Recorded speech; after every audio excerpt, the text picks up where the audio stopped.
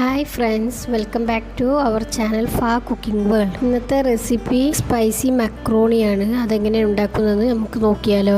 അതിനു മുമ്പ് ചാനൽ ഇതുവരെ സബ്സ്ക്രൈബ് ചെയ്യാത്ത ഫ്രണ്ട്സ് ഉണ്ടെങ്കിൽ ഒന്ന് സബ്സ്ക്രൈബ് ചെയ്ത് സപ്പോർട്ട് ചെയ്യുക. ഇതിന് വേണ്ടത് ആദ്യം ഒരു ഫ്രൈ പാൻ എടുത്ത് 1 ടീസ്പൂൺ വെളിച്ചെണ്ണ ഒഴിക്കാം. ചൂടായാൽ നമുക്കിതിലോട്ട് വലിയുള്ളി 2 ചെറുതായി അരിഞ്ഞതാണ് അതിട്ട് കൊടുക്കാം. അപ്പോൾ അതൊന്ന് ചൂടായി വരുന്നുണ്ട്. ഇനി നമുക്കിതിലോട്ട് ഇഞ്ചി വെളുത്തുള്ളി പേസ്റ്റാണ് 1 ടീസ്പൂൺ എടുത്തിട്ടുണ്ട്, അതിട്ട് കൊടുക്കാം. ഇതിൻ്റെയൊക്കെ ഒരു പച്ചമണം മാറുന്ന വരെ ഒന്ന് ഇതാക്കണം. 1 പച്ചമുളക് എടുത്തിട്ടുണ്ട്. ഇഞ്ചിൻ്റെയും വെളുത്തുള്ളിൻ്റെയൊക്കെ പച്ചമണം മാറുന്ന വരെ നമുക്കത് നന്നായി വഴറ്റി കൊടുക്കാം. അതിന് ശേഷം നമുക്ക് തക്കാളി 2 ചെറുതായി കട്ട് ചെയ്തതാണ്, ഇതുകൂടി ഇട്ട് കൊടുക്കാം. നമുക്കിനി എല്ലാം കൂടി നന്നായിട്ടൊന്ന് ഇളക്കി കൊടുക്കാം. തക്കാളിയും ഉള്ളിയും ഇഞ്ചി വെളുത്തുള്ളി പച്ചമുളക് എല്ലാം ഒന്ന് നന്നായിട്ട് നല്ല വഴണ്ടി കിട്ടാൻ വേണ്ടിയിട്ട് നന്നായിട്ട് നമുക്ക് ഇളക്കി കൊടുക്കാം.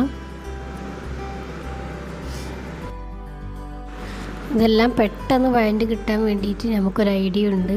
ഇതൊന്ന് അടച്ച് വെച്ചിട്ടൊന്ന് വേവിച്ചെടുക്കാം. കുറച്ച് നേരം ഒന്ന് അടച്ച് വെച്ചാൽ പെട്ടെന്ന് തക്കാളിക്കൊന്ന് വെന്ത് നല്ല മയം വരും. അപ്പോൾ നമുക്കിതൊന്ന് അടച്ച് വെച്ചിട്ട് വേവിച്ചെടുക്കാം. ഒരു 5 മിനിറ്റ് മതി. ഇപ്പോൾ ഇത് ആയിട്ടുണ്ടാവും. ഇത് നമുക്കൊന്ന് ജസ്റ്റ് ഒന്ന് ഇളക്കി കൊടുക്കാം.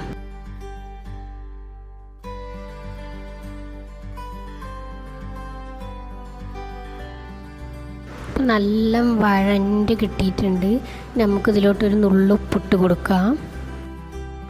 ശേഷം നമുക്കിതിലോട്ട് ഒരു നുള്ള് മഞ്ഞൾപ്പൊടി ചേർക്കാം.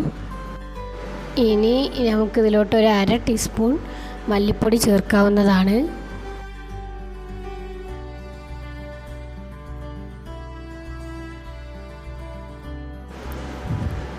ഇനി നമുക്കിതിലോട്ട് നല്ലൊരു ടേസ്റ്റിന് വേണ്ടിയിട്ട് ഒരു ചിക്കൻ മസാല കുറച്ച് നമുക്ക് ഇട്ട് കൊടുക്കാം.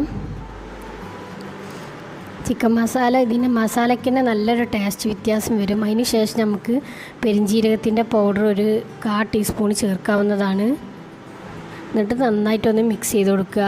എല്ലാ പൊടികളുടെയും ആ പച്ചമണമൊക്കെ മാറി നല്ലൊരു മണം വരുവോളം ഒന്ന് മിക്സ് ചെയ്ത് കൊടുക്കുക. ഇനി നമുക്ക് ഇതിലോട്ട് ലാസ്റ്റായി ചേർക്കേണ്ടത് മുളക് പൊടിയാണ്.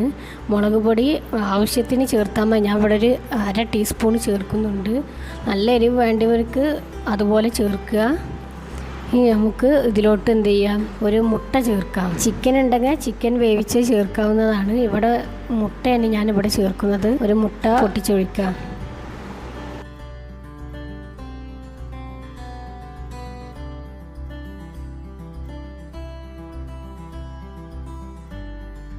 മസാല നല്ല റെഡി ആയിട്ടുണ്ട്.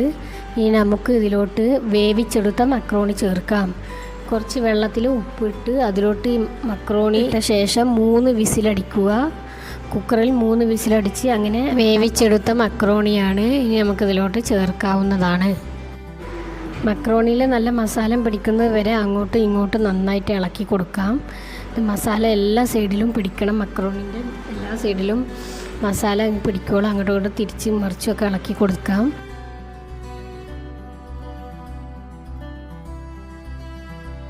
മസാല ഒന്ന് സെറ്റാകാൻ വേണ്ടിയിട്ട് നമുക്ക് 2 മിനിറ്റ് നേരം ഇതൊന്നിങ്ങനെ വെക്കാം.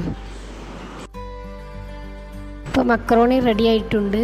ടേസ്റ്റി ആയിട്ടുള്ള മക്രോണി മസാലയാണ്. എല്ലാവരും ട്രൈ ചെയ്യുക.